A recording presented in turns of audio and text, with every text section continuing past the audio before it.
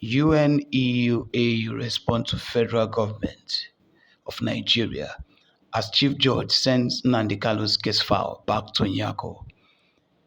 Alright guys, welcome to my channel. My name is Toby Samu. Just in case it's the first time you're meeting me, please, all we do here is news broadcasting of any kind, of any country.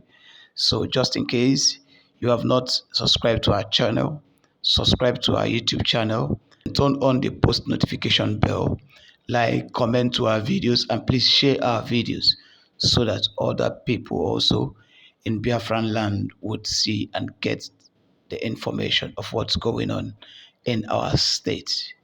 Alright guys, listen to the video to the end so that you get the complete information you'll be taking to your families. Listen to the video. The Chief Judge of the Federal High Court, Justice John Tosho, has reportedly declined Justice Binta Nyako's request to step down from presiding over the trial of the leader of the indigenous people of Biafra, Nnamdi Kanu. Justice Tosho has instructed that the case be returned to Justice Binta Nyako, deeming her the best fit to continue overseeing the proceedings. Now, a reliable source who chose to remain anonymous informed Daily Post, an online news platform, about the decision today, revealing several reasons behind the Chief Judge's choice. According to this source, Justice Tosho's refusal to reassign the case was based on key considerations. One, that two other judges were previously recused from the case, that the case has lingered for too long from 2015. Number three, that the case has pended most with Justice Binta, thus making her the most suited or best placed judge to handle and conclude the case. However, the Chief Judge has also directed that if at the next hearing of the case, Nnamdi Kanu still insists on recusing Binta Nyako, he must file a written motion with an affidavit stating all the grounds for requesting the recusal. You will recall that Justice Nyako recently withdrew herself from the case after Kanu openly expressed doubts regarding her ability to impartially handle his trial, citing a lack of confidence in her judgment. You're currently listening to the World News at 12 on Voice of the People, 90.3 FM. And of course, it's time for a news analysis segment. And I have right here in the studio, Barrister Darlington Agumor, who is a political, national and social affairs commentator. Barrister Darlington, good afternoon and welcome to the World News at 12. Good afternoon, Esther. How are you? I am fine. Let's start off with this particular controversial case. You know that the news today has been riddled with all court cases. Apparently, most of the cases were held simultaneously earlier today because we've been hearing the rulings from all the court judgments. Now, let's look at the case of Nnamdi Kanu. The Chief Judge of the Federal High Court, Justice John Tosho, has reportedly declined Binta Nyako's, recusal from his case. Now, he gave three valid reasons as to why he's reassigning Justice Nyako back to Nnamdi Kanu's case. He said that two other judges, have been previously recused from the case. That is, the first two judges who were handling Nnamdi Kanu's case, they've recused themselves. And that the case has lingered for too long, meaning that the case has been in court since 2015, and that the case mostly pended with Justice Binta Nyako, meaning that for the longest time, she's been the one handling the case. So she understands the case better than any other judge who may have to come in, because if a judge comes in now, the judge will want to start afresh, and they will start postponing and, assigning new dates. Now, the judge now said that if Justice Binta Nyako comes back to the case and Nnamdi Kanu still deems her unfit or deems her biased in continuing with the case, he needs to sign an affidavit on the grounds of requesting that recusal. What do you think this means? What's going to happen now? Thank you, Esther. It is the right of everybody that is standing trial to be comfortable with the trial court or judge. All right. But if in the course of this trial you discover that you may not get fair hearing from this judge or this court, you can ask for the judge to excuse herself from the matter. But what Justice John Tosho is saying is that there have been 2 other judges that have recused themselves from this case. The second thing he said is that the case has lingered for so long since 2015. That what a lot of critical, logical thinkers will be like, if this case has lingered for so long, is it Nnamdi Kanu's fault that the case has lingered for this long? So what exactly is wrong that they've not been able to surmise and conclude his case? It is very obvious. It's like the federal government is shopping for evidence against Nnamdi Kanu. They're shopping for evidence since 2015? Yes. You want to tell me that you detain somebody, you incarcerate somebody, and you don't have strong evidence to take that person to trial? That is the modus operandi when you don't have a strong evidence against a suspect or a defendant. Barrister Darlington, who was the first Attorney General of the Federation that took this case to the court? Was it not the former Minister of Justice, Malami? Malami, of course, he was part of those who renditioned him from Kenya. What were the strong points? What was the locus standi for his incarceration? Good. It was because that rendition, the people that went for him were in Kenya, they didn't even know the crime they committed themselves. It was when the court now said that, look, you people committed offense against this young man. That what you did was an international crime against him. And that we don't even have a law to try Nnamdi Kanu for what you are saying. Okay. And it was when the court now, because jurisdiction is very important when you are going for this type of trial. Exactly. When they now realize that the offense you have charged this man for was committed in London. Are you getting what I'm saying? Yes. And they now realize that if they move on with this case, they cannot succeed. So they remove London. If you have not removed London, so what are you now going to try Nnamdi Kanu for? Esther, that is the crux of the matter. Except they can be able to resolve that jurisdiction, they cannot. They can't get Nnamdi Kanu anywhere. And so when the court now explained this to the prosecutors, they became now ashamed. They don't know whether to return Nnamdi Kanu to Kenya or to free him or to continue with the case. That is the quagmire they are in, because it was the court that told them this. So based on that fact, now the federal government are looking for any other thing. Maybe they are looking for Nnamdi Kanu to commit one thing in prison or the other. They will now say, okay, since you are in prison, look at what you have done in prison. That is the reason why the detention has prolonged for this long. And the other 2 judges that excused themselves from this, did you see the reason why Nnamdi Kanu gave? That they are biased. And it's because these judges knew. That was why they excused themselves. So if Justice Tosho is now saying that Nnamdi Kanu should now write and give affidavit, and the other 2 judges that excused themselves, did you follow the same procedure? Barrister Darlington, in 2022, Nnamdi Kanu was renditioned in 2021. Yes. In 2022, Nnamdi Kanu actually requested from the DSS for an oral testimony as to his deteriorating health condition. Yes. At that time, he was requesting to be taken out of the DSS custody to possibly Kirikiri or any other correctional center while his case continues in court. Now, the DSS rejected that particular request. The DSS rejected Nnamdi Kanu's request for oral evidence from the DSS. Yes. On several occasions, there have been impediments as to how this case can continue. The first one being the fact that they have alluded that he was the one responsible for the conflict in the Southeast. Thereby, it was important for them to continue to his detainment to curtail the upheaval in the Southeast. But as it stands now, the fact that he is still incarcerated, it has not ameliorated the security challenges in the Southeast. If that is the case, why have they not accelerated his hearing since 2015? Now, Justice John Soho Tosho is saying now that possibly because it has taken too long, that Binta Nyako is in the best position to handle it. When this case got to the Supreme Court, why was it taken back to the Federal High Court? Why did the court eventually ask the Attorney General of the Federation to refile, that they didn't go about it in the first instance? So whose fault is it that it has lingered for this long? It is the fault of the federal government. I told you here, they are shopping for evidence against Nnamdi Kanu. All these things that they are saying up and down, it is not strong enough to convict Nnamdi Kanu. It's not possible. Even the Supreme Court was against how they now, withdrew Nnamdi Kanu's bail. The Supreme Court said that it was wrong for them to have withdrawn his bail after hearing all the argument on both sides. And that's why the Supreme Court said they should go back, and that Nnamdi Kanu should even sue the federal government. He should institute a civil suit against the federal government All this is in public domain.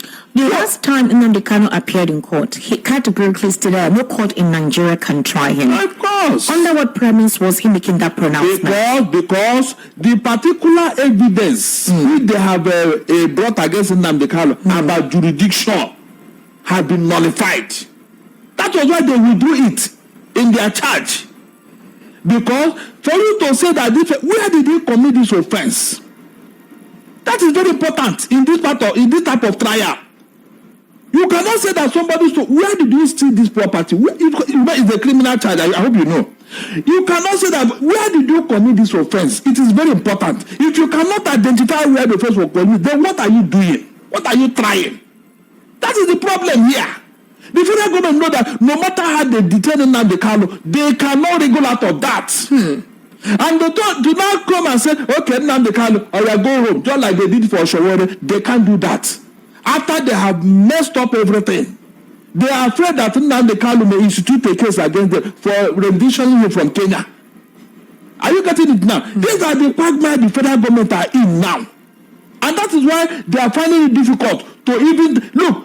All this thing about Nnamdi Kanu is looking for a judge and all that. My dear, it is not necessary. I have a president here. Government Tompolo. Exactly. Was tried in absentia and sentenced. He didn't appear in court for 1 day. And nothing happened. I'm telling you, the federal government tried him in absentia and he was sentenced. Unfortunately, that same man is doing contract for the federal government today. Esther, how do you justify all this thing for God's sake? How do you? I'm talking of those who have held arms against the federal government. Arms. Serious arms. Sure. We even have persons who are like non-state actors. We have Asari Dokubo telling us he has men, he has RPGs. He said it openly via his social media account, and nobody has called him to question. Nobody has asked where his facility is, where he's storing those RPGs. The one I discussed yesterday on my program was this one about terrorists who were rehabilitated into our military, running away with the gun they gave them a motorcycle. Esther, can you define this in any form or shape? That they told us yesterday that they have sworn with the Quran, they have been de-radicalized, they are that, they are this, they are born again. Now they've reintegrated. Yes, they ran away with the guns, Esther, guns purchased with our taxpayers' money and motorcycle. What was the reason? They said what they told them before they joined them is not what they are hearing. So what was the promise made to them? I'm talking of terrorists.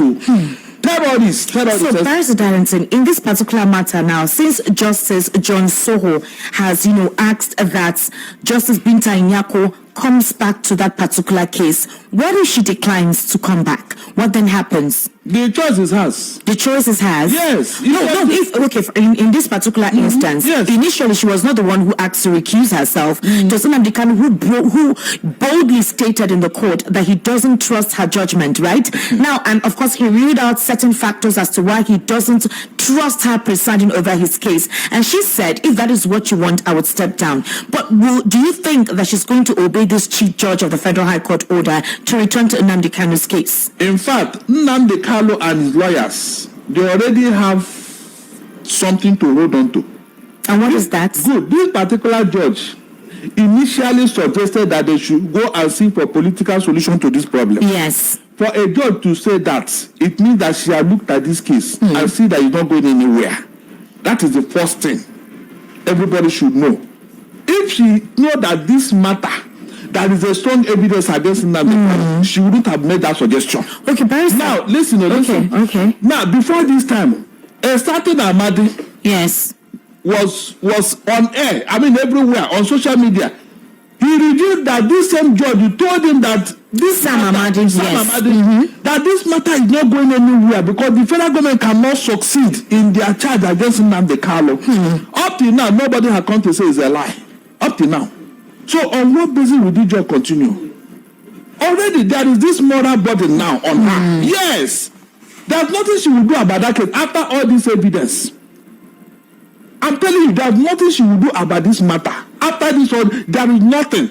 Barrister Darlington, let me bring your mind back. You will recall that when the same judge had requested that Nnamdi Kanu and the federal government or the Attorney General of the Federation try to come through what you call a truce, a political truce. I remember at the time, the rancor was the fact that Nnamdi Kanu never said that he wants to have a possible conversation or negotiation with the federal government. Do you think that maybe his legal team did not approach the Attorney General of the Federation? Because I remember that time, what was in the news was Nnamdi Kanu can never go and meet the federal government because he has done nothing wrong or whatever. Is it about pride now or ego? Because if his team did not reach out to the Attorney General of the Federation, or possibly his team is waiting for the Attorney General of the Federation to reach out to him and that did not happen, is this why we're seeing this case being prolonged? No, don't look for something that is not missing. Okay. The Kanu's team, legal team, they have approached the Attorney General. Okay. We also it. Ejimakor compiled all the judgment in favor of Nnamdi Kanu, none of them. And he had taken it to the man. Even some lawmakers headed by Abaribe. Yes. They are going to meet the Attorney General. And the man promised them that they will look into it. Okay. And that was after that suggestion by the judge. Yes. So, what else are they delaying? Okay, did they offer Nnamdi Kanu anything? And he said, no, I don't want. Maybe there are some, do you think there are some conditions that he doesn't want to abide by in the conversation they're having? Please, I told you, don't look for something that's not missing. We have not had anything from the federal government that Nnamdi Kanu refused. Or anything that was suggested to Igbo people and the Igbo elder, and they said, no, we don't want this. Nothing was just from the federal government. When the Showore was released, was there any condition? They just entered the knowledge prosecute, and the man was let off the hook, discharged and acquitted. So what is delaying Nnamdi Kanu's case? Since you cannot win this case against him, why are you delaying the matter? That's a very big question. Yes. What exactly is delaying this case? I'm telling you. Why the back and forth? Yes. Back and forth. If they have evidence against him, why don't you present it and accelerate the trial? Are you telling me that we have two other cases? Dasuki, until today. Dasuki. Did you see him in court? Until they asked him to go. Exactly. And Mustafa. Darius Ishaku. All of them. They have been let go. So what is delaying Nnamdi Kanu's case? So anybody who is telling you that Nnamdi Kanu refused is a lie. We have not had anything from the federal government. All right, Barrister. They believe that when they break Nnamdi Kanu's spirit in detention, maybe he will now do one thing or the other. They will now hold something against him. They are working towards an answer. They are working because everybody have told them, release this man before the inevitable happens. Because if something happens to this man, please, how will the federal government defend it? Remember that the United Nations have written concerning Nnamdi Kanu in this matter. United Nations. And several occasions. Yes, US and UK have waded into this matter, yet they remain adamant. What do you think is going on here?